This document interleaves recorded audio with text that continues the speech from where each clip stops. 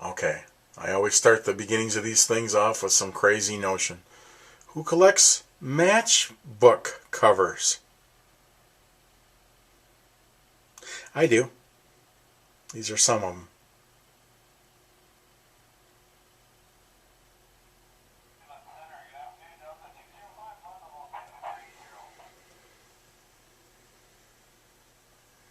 How cool are some of these?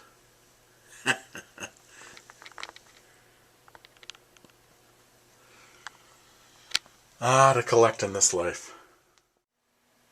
Okay, this video is going to answer hopefully some questions about DCS.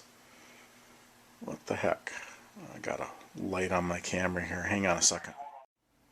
Okay, I've gotten some questions on relegated to the topic of power supplies.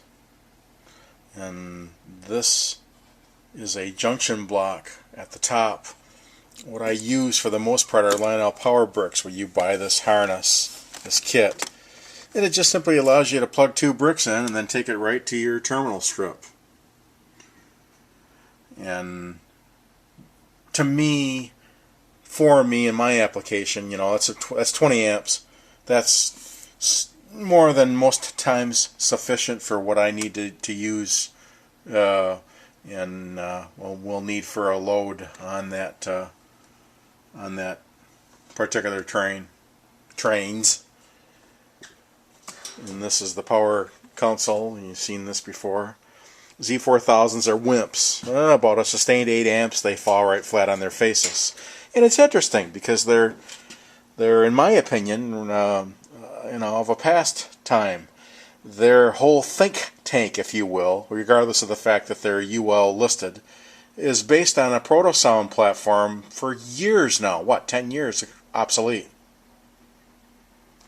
So to me, they then become quite ineffective. But for the average guy or whatever, then they're in the next thought a great power supply. But underwriter laboratory politics are amongst life's worst. So all I found other than that are bricks. Bricks seem to work well. I've got them all over the place underneath and on top and under the tables and stuff, along with the IOUs and TIUs. Some are on the wall here. And then on this power console or island that I created, there's a chase down here. Hang on. Okay, sorry about that. Yeah, my battery power was running down in the camera. Alright, and then to do a quick amp draw check. Here's an inductive probe. These are real simple, real basic. This one's 20 bucks normal price. You get them at Harbor Freight. They're pretty accurate. They're digital. And all you do is just clamp it over a lead and you can get a pretty good approximation of just what kind of amperage you're working with before my buddies up here start barfing out fuses. And they do all the time. I don't care. I've got them set up so if they do barf out fuses, I'll just pop them down quick and get them back in. So then after that's a basic power strip here. And you got to see my big ass down inside here, but here's some of the more grids where there's home run wiring, drop wiring, different kinds of wiring, again mainly to suit DCS. You'll see some terminals that are off and some different ways that we've run things. We figure there's about 4,400 feet of wiring, Scott and I, on this setup we have up here, and you can see some of that here.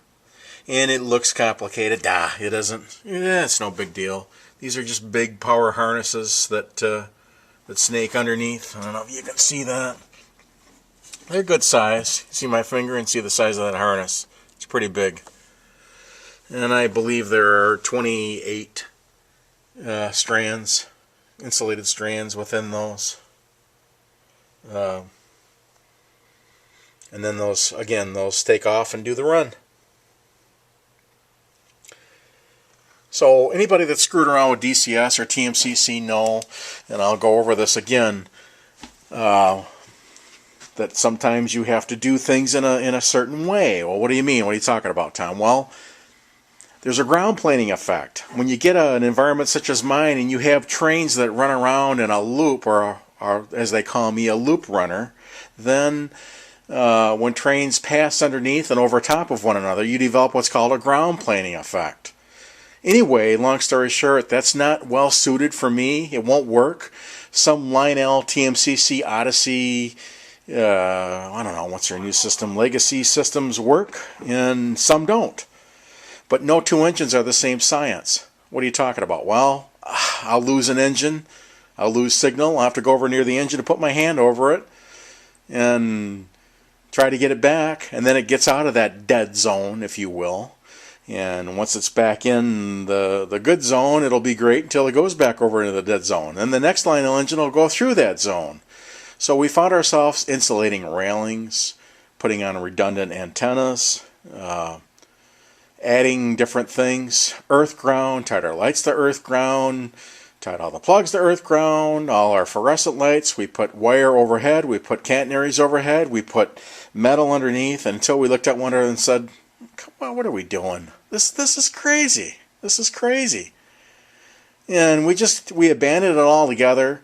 Had Lionel in on it helping us, and they just came clean and told us, look, you guys aren't going to win with our system in your environment. It's not going to work. It's okay. It happens. You guys are what we call loop runners. That's a ground planing effect. It's never going to be utopia. And to be fair, well, nothing really much is. So then we went to DCS, enter present day, and that's what you see on my walls. It too was as bad or worse than TMCC until someone said, hey, there's a light bulb. Hang a light bulb on your TIU and you'll see those light bulbs on these TIUs to enhance signal, and the different methods or methodologies of wiring TIUs. You can see those light bulbs. There's one right there. And they made all the difference in the world. So now we bang, for the most part, it's pretty much perfect 10s. So look at radio, you lose, digital, you win. There it is. That's it. That's our world. Your world may be a different world. And the difference here being, I want to be wrong. And the reason for it is because I got a lot of Lionel equipment, you know. I mean, stuff on shelves and what we call shelf queens. So there you are. I mean, I've gotten, I think, 5 or 6 emails in the last, or inbox messages in the last 3 or 4 days relegated to this topic. And I guess that's the quickest way I can explain it, is a simple power brick, or bricks plural, seem to be the most effective means on a fixed output on a TIU post to run on that particular TIU for that particular track, or in a super mode or all mode, whichever you're using your TIU for to best work and be suited for what you want it to do. And again, the TMCC, it's, I mean, come on. If I wanted radio antennas out of my trains, I'd be RC planing, right? I'm not going to do that. That's ridiculous. DCS is not without its issues, to be fair. Mostly MUing or lash up issues are my concern in that particular thought.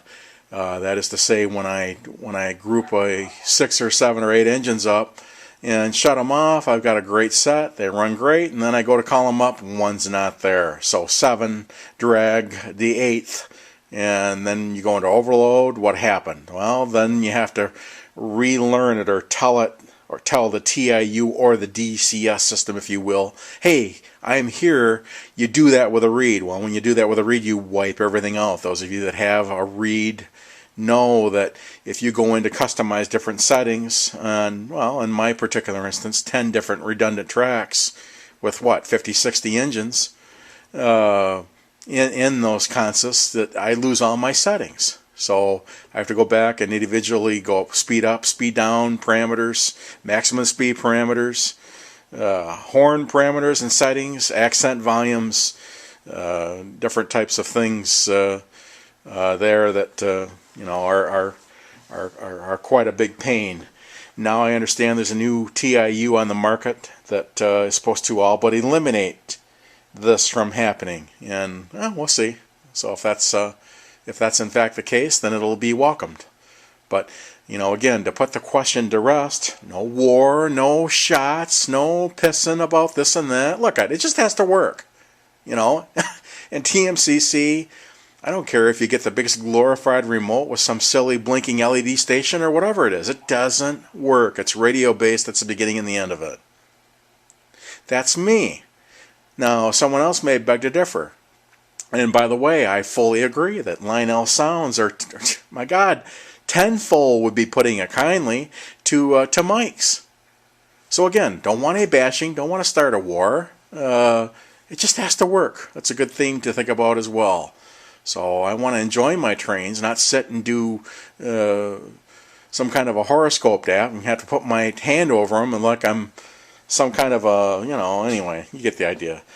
So DCS does that for me, digital does that for us, and that's a win-win for us all. So maybe that kind of puts that question to rest in our particular set of circumstances. So I appreciate all the nice notes. I try to accommodate everyone I can with as many videos as I can. I want to be that component that perpetuates more interest in the hobby, and I try to get back with everyone, but sometimes it isn't easy, and I'm proud again to be a part of that. So don't listen to me. You know what you listen to? Use a methodology that's yours. Whatever works for you, that's what works. That's great.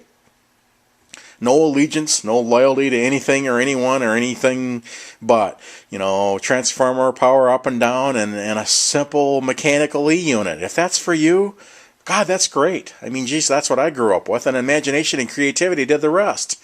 You had your dad's stogie, for smoke, and that's what we did growing up. We let imagination do after that what needed to be done, and it sufficed quite well.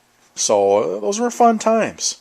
So systems have come a long way. I got a monitor up here. I got a camera car, if you're wondering what that is, and have evolved quite a bit in that regard. And it's all good. So again, no bashing, no wars, no pissing about this and that. It just has to work. So Atlas makes great trains. Lionel makes great trains. MTH makes great trains. MTH has sucky service. So those of you that have ever had a service experience or need or will go to service at MTH will soon find out that it's a war of wars to get attention to any need in any regard there. Why that is, I don't know. That's simply the facts. And one I'm not proud of. I think they could be a lot better. That's where ideas begin, and that's a win-win for us all. But apparently that's just not going to happen anytime soon. Must be true. It's been that way for years. So I don't dwell on that. I want it to be a good experience. I don't want to fight a war every time I have a little need over a dumb little train. So there it is. Oh yeah. So we spent and have spent a lot of money on our trains. All of us, haven't we? And when a need arises, you're going to need to want to return my call or my email, MTH, and see to that need. After that, I don't give a shit. I mean, there you go. I'm sorry to be so harsh, but that's kind of the end of it. That's how burned out I am with it all. So, go down the road, get something else. Don't support it. Don't buy it. Okay, I'm eager and waiting. Who's got something better? I think you'll buy it and like it. All right. Hope you enjoyed it, and I appreciate it. I appreciate all your kind words. I really do. Okay, take good care. I'm Tommyz.